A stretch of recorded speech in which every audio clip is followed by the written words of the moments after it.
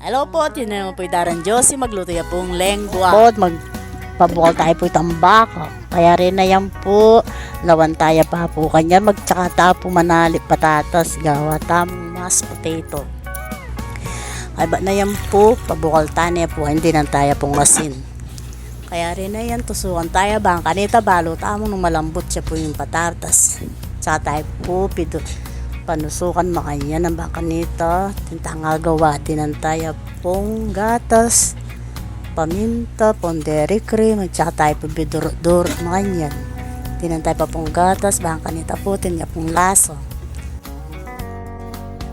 Dinantay pa pong asin, at saka tayo po ang pigo-go-go-go.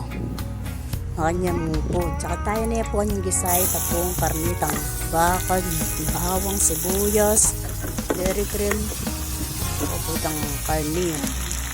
Kaya rin na yan din lang tayo kung susining ang pwedang cream of mushroom. Ang pwedang mais. Ayan, at saka tayo po idurot. Go tayo paabot saka itong pabukal. Aba na yan, mag-plating tayo po itong mashed potato.